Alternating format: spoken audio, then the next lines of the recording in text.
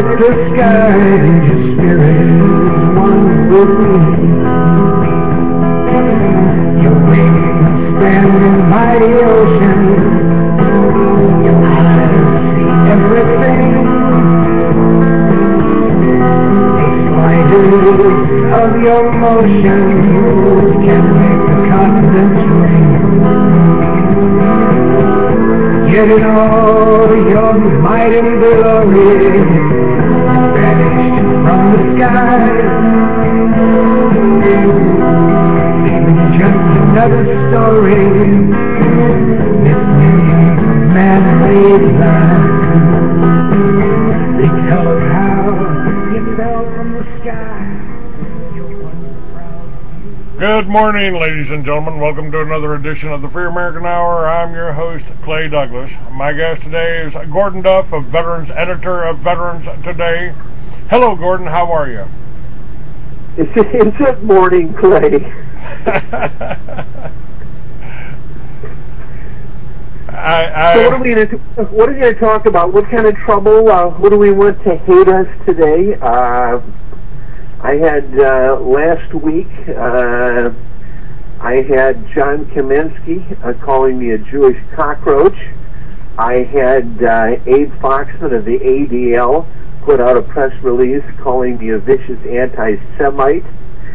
And oddly enough, I had Anthony Lawson, the guy makes pretty good videos actually, a free speech advocate, get angry at me because I refuse to censor one of her other writers. So, you know, I never really know what's coming. You know, it's all right around the corner here. Well, it's you know, Gordon, I've always referred to myself as the canary in the coal mine, and Abe Foxman has been attacking me for almost 20 years.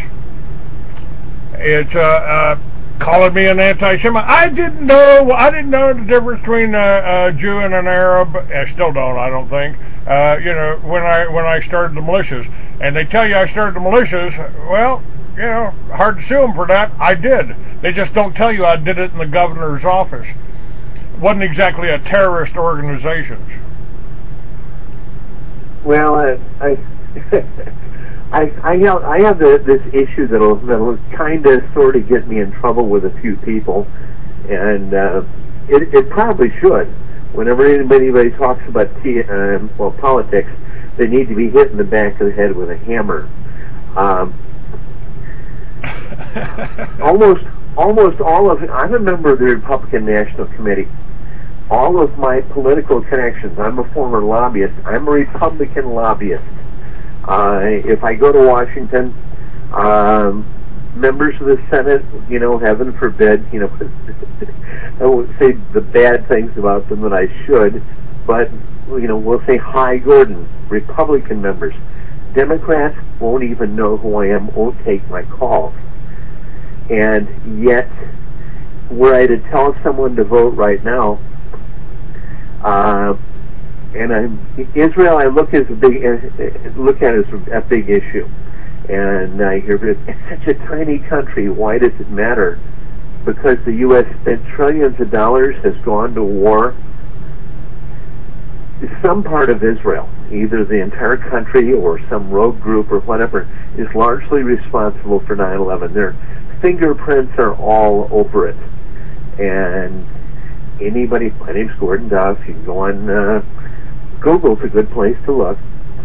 If you want to see if I've got a track record of being right or wrong about stuff, it's pretty easy to check. I think I'll turn out pretty much right. You know, I work at this. You know, Veterans Today is a publication made up of military and intelligence officers. Everyone despises us. We got to be doing something right. But Republicans, how do I say this? One of the first things, you know, whatever the Tea Party was doing, and I will tell you, I'm the first guy, absolute first guy to close the borders out. Sending a job overseas, I'd absolutely execute someone for doing that. But this idea of shutting down Social Security, this idea that you can't tax the rich people, why does Germany have money and we don't have money? Because they tax the corporations. You need to tax corporations. Allowing this price fixing on gasoline. First of all, the cost of oil. It's something we should talk about for a minute here. Oil should be based on, there is a generally soft market in oil around the world. Almost every country has got some sort of serious problem. I travel a lot. If I were to look at the drive from London out to Swindon, which is a drive I make in Britain all the time, what I make in Germany all the time is from the house in Bernkastel, I live part of the year there, down to Ludwigshafen, over to Frankfurt, the airport, to get the hell out of Germany, which is sometimes the right thing to do. And you're talking traffic, well, like Houston in the 1980s. Today, you don't see it. Because even in Germany, they've got unemployment. In Britain, they've got an awful lot of it. Yet oil and gas prices are going through the roof because it's speculation, it's price fixing. And let me tell you that the $1.30 about is about what you're paying a gallon extra for gasoline for that truck you've got. It may not be going to make roads or pay off something.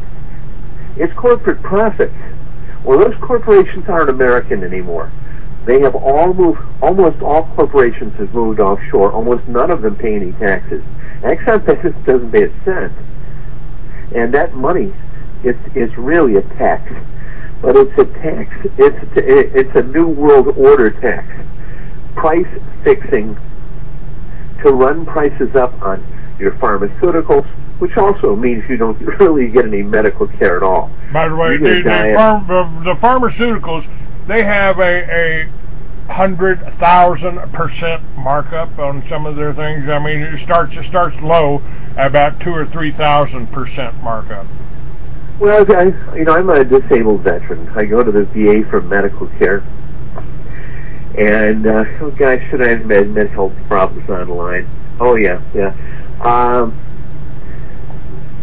I spent a week on a bicycle trip, one of these things, let's get healthy things, like any idiot. At the end of the bicycle trip, ended up with a gout attack. Whatever I'd done, it brought it on. Fairly serious. Lots of pain, swelling, like right out of the Middle Ages, on crutches. Show up at the VA, they tell me to take ibuprofen for a week. Now, my wife's a nurse practitioner. She teaches nursing at a college. And I can tell you what the medical journals say. Anybody who writes or who tells you to take ibuprofen for treatment of gout, it's malpractice. Very simply. That's a minor problem here. I mean, I'm not dying for this. A week later, as it continued to get worse while I'm taking huge amounts of ibuprofen, it finally dawns on the VA. I make a call, the director of my local VA facility, that I'm also the editor of the largest veterans publication in the country, and that maybe screwing with me might not be the best thing to possibly do. Plus, I'm about, well, Clay, I'm at least as stubborn as you are. She's saying an awful lot. So I'm brought in, check my blood pressure and stuff, which is the same as it was when I was 16 for some reason, and then writes a normal prescription. Now, let's talk about gout. The treatment for gout is colchicine. Colchicine is a drug made from the crocus flower. I used to be a product manager for a pharmaceutical company. I can talk about this stuff all day long. Colchicine, 20 years ago, the pills cost less than 1 penny a piece. But what the FDA did under Mr. Bush, they allowed pharmaceutical companies to take control of what they call orphan drugs. Now, this is a drug that has been around. I think the Egyptians had used this thing. Now, you can't eat hands full of colchicine, but colchicine works It costs absolutely nothing, and it definitely will cure gout in a few hours. Well, if you take, and a pharmaceutical company is allowed to take an orphan drug, that's something that's been used for hundreds of years, run an inexpensive clinical trial on it, that's giving it to 3 mice, and suddenly something that anybody could make and sell, they own it. Well, now colchicine costs $5 a pill. That's a gift from Mr. Bush to the pharmaceutical company, and hundreds of common, inexpensive drugs that were effective treatments that have been around for hundreds, some even thousands of years. Some you can make in your backyard. Colchicine, you can actually make that out of your garden. Well, it's $5 a pill now because it's a racket. Now, I've got a plot here today. I'm not sure how to bring this out because I'm going to get you another guest to talk about this. But you know, you're a regional guy more than a national guy to some extent, the Southwest. And I've got a lot of friends in Arizona. One of them's Mike Harris, who was Republican candidate for governor there.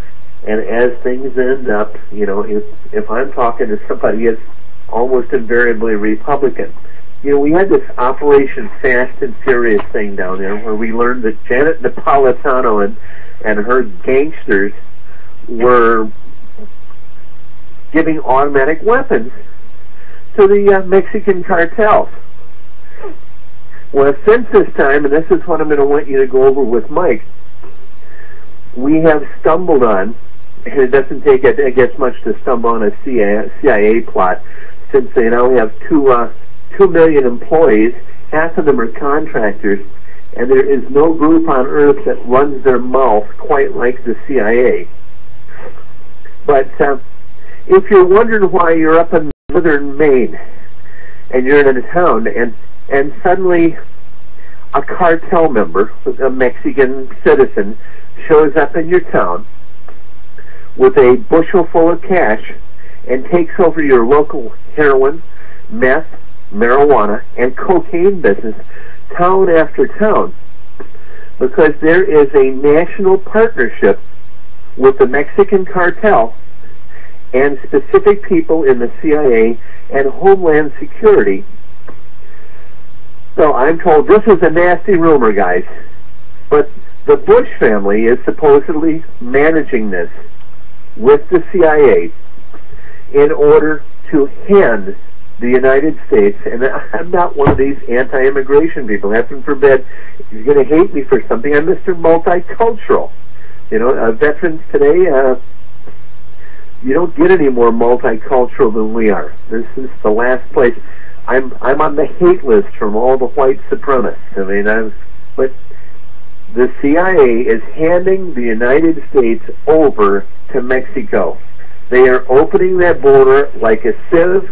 They're doing it because they're in the drug business with these people, and they're spreading it over the entire United States. When they're done, it's not even going to be the United States. Now, Mike Harris is investigating this for us. Mike's a pretty competent guy. He's from your neck of the woods. I know you've talked to him, so I want you to deal with him. I will talk to him. You know, this is real important right now. The sheriff of Cochise County thinks the illegal situation, or this whole Operation Fast and Furious, you know, this whole gun running operation, they're arming the cartels, and the Mexican police have invaded the United States. We just hit the tip. This Fast and Furious was the tip of the iceberg, and what looked like it was down there, we caught these guys operating in South Carolina. Oh, we caught them operating in eastern Kentucky. Now, when my mother... just excuse me for interrupting, but our heroin... The heroin supply, the opium poppies in Afghanistan are being guarded by our troops. That's coming right back over here, and it's they're using these poor Mexicans. I mean, they're starving them out of Mexico and driving them up here with a pack of drugs on their back. And so your kids can get caught with a little bit of pot or a little bit of cocaine or something, or ecstasy brought in from Israel, and go to jail. Go to jail and work for the state again. I mean, this is just kind of what they did in the Soviet Union, isn't it? I had a kid who started selling marijuana at 14 years old. I went through this as much as any parents did. I made what I would consider the mistake of moving to, so my kids could get a good education. I moved to, if anyone wants to check on this, this would be East Grand Rapids, Michigan, which is a wealthy Republican community full of millionaires and billionaires. And threw my kids here into the midst of the land of the drug cartels. It's the same little tiny town that Blackwater's run out of, that Amway corporations run out of, companies that, if you're not sure what they do, you know, I can pretty much tell you what they do.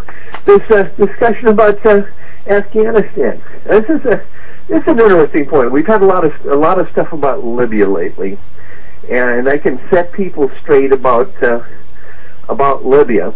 I mean, very straight. One thing to go back on here. I was on Press TV about 4 days ago, and you'll have to. I'll recommend on veteranstoday.com. There should be an article up here. I believe it's in our top 10 articles on the right side of the page. I'm telling you to go there. It'll have a video from Press TV. I was on with Mr. Fetzer, and we'll call him an unnamed employee, secret employee of the ADL. I'm at your site now. Where do we go here? Go ahead to the right side here. I'm not even at my own site here. Let me. I see Gilad Otzman, an Israeli that's kind of on our side. I've interviewed him. Oh, yeah. Gil is. Got a book out now. Now, Gil is one of the funniest people, and the only thing that I'll never tell him, and I know he won't be listening to this. He's like my oldest kid, but he plays jazz saxophone. And I'll tell you, I just can't stand jazz saxophone. Let's see. Okay, it's number 4, breaking. Israel and ADL cover-up of 9/11 exposed. Now that's a TV show, Press TV, that went out to 56 countries. And what Mr. Foxman did, my good friend Abe, hey Abe, how you doing? You know, you've got pages here set aside for me, you know, and I want more, please. But what he did is set one of his cover for 9/11 shills, pretending to be a liberal peace activist on a show, to do his usual lie and propaganda thing. And I'm not a nicely mannered person. A couple of things. First, this is Press TV, which is owned by the government of Iran, but Press TV's a pretty good, you know, where Al Jazeera, I'll tell you, is not a competent TV network, nor are any of the others, you know, generally. On rare occasions, I'll turn on Fox News and get some straight news. When I do, they had some good reporting on Libya by accident. If I was going to die of a heart attack or a stroke, it would have been, anytime I hear the truth on the news, I bang myself in the side of the head. I got to stop doing that. Well, wait, just let me interrupt you for a second here. I'm on Veterans Today, and I just found this. A Florida Court of Appeals unanimously ruled for Fox News in 2003, saying no rule or law prohibits distorting or falsifying news. Oh, yeah, I do like this. For those of you who don't know, I got to tell you, this to me, this is the way God works in the 21st century through the internet. You know. Well, who Fox News is, and we're jumping around a lot here, but this is our job. It's what good radio is. Who Fox News is. Fox News is owned by Rupert Murdoch. Now, unlike some people who have, and there are a lot of people who don't like black people, a lot of people don't like Mexicans, and I love going to Mexico. I eat Mexican food. Our staff is 30% Jewish. My family's 30% Jewish, certainly. However, there are people who, it's one thing being Jewish. It's another thing belonging to a Zionist conspiracy to destroy the United States. That's quite something else. You know. So we've got millions of perfectly fine Jewish people in the United States. And we have Zionist people who back a criminal conspiracy to destroy this country. And Zionist people, some of them are Jews, most of them are Christians.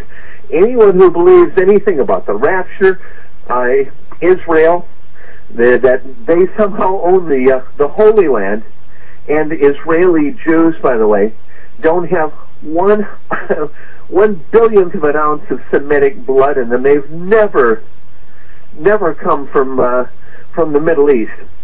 A short story here for just to call this a reality check. If one were to look at a map of Europe in 1930 or 40 or whatever, of where the Jewish communities were in Europe, they would see them through Latvia, Estonia, Lithuania, Poland, Czech, and Hungary for the most part, and some in Germany. But that would be where 90% live. The story you're told is that after the Roman Empire went postal on the Jews in around 80 AD, they fled across the Roman Empire and settled in those areas, like up in Estonia. Well, here's a surprise for you. If you're looking for Roman ruins in Europe, traveling around, and heaven forbid as an historian, I photograph Roman ruins often, the Romans were never in Estonia.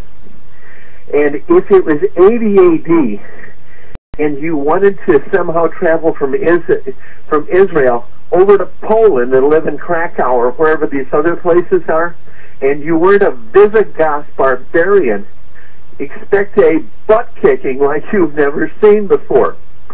Who these people really are, and there's nothing wrong with this at all. They're called Khazars, which is named after, I think the root of the word is really from Kazakhstan.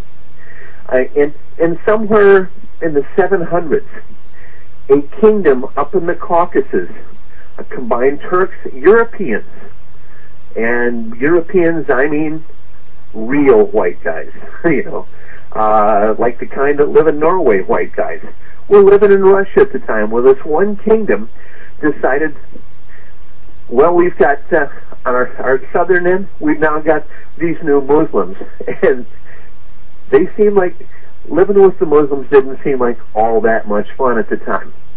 And the other side, in Europe, you've got the Christians. And I'm sorry, in 700, you look at Europe, Europe was really screwed up. The church had destroyed Europe. We called it the Dark Ages for a reason. The sun might have come up, but everything else was dark. The church was dumb beyond human measure. So these guys decided, you know what? Let's all become Jews. Little country, there's still a few Jews around. They like the religion. For anybody that really doesn't know this, what is Islam? Islam is, and you'll love this, Islam is a form of, it is Reformed Judaism. Islam is to Judaism what Mormonism is to Christianity. They have the same traditions that Judaism has, and to some extent Christianity, except that the Prophet Muhammad received instructions from an angel, which are supplied in the Quran. So, but you start out with all of the same books and the same religious laws. When you talk about these crazy laws that the Muslims believe in, I'm sorry, they're all from the Old Testament. The crazy things you don't like about Islam. There is nothing in the Quran about wearing burqas. None of that. Crazy people made it up. They're crazy Muslims. Let me tell you, no question, not just Muslim extremists, crazy Muslims, like there are crazy Christians. There's also not a word in the Bible about the rapture. Not a word. I will also tell you other things that aren't in the Bible. Well, Mary Magdalene was never a whore. There's no such thing as hell. It's not in the Bible anywhere. Excuse me. Speaking, again, I say I think God in the 21st century works through the internet. So I got to play this. I did it earlier. I don't think hell exists. I happen to believe in life after death, but I don't think it's got a thing to do with reward. I happen to believe in life after death. Religion is always in the but I don't think it's got a thing to do with reward and punishment. And that's something people don't really understand. It's in the guilt-producing control business. And if you have heaven as a place where you're rewarded for your goodness and hell as a place where you're punished for your evil, then you sort of have control of the population. And so they create this fiery place, which has quite literally scared the hell out of a lot of people throughout Christian history. And it's part of a control tactic. But wait a minute, you're saying that hell, the idea of a place under the earth or somewhere where you're tormented for an eternity, is actually an invention of the church? I think the church fired its furnaces hotter than anybody else. But I think there's a sense in most religious life of reward and punishment in some form. The church doesn't like for people to grow up, because you can't control grown-ups. That's why we talk about being born again. When you're born again, you're still a child. The people don't need to be born again. They need to grow up. They need. And maybe, folks, as you grow up listening to us, you don't even need me to talk. You've got tapes that say everything I'd say. That's dead on the money. That's dead on the money. It's what I've been telling people. I'm working right now, Gordon, on a book that I wrote 40 years ago.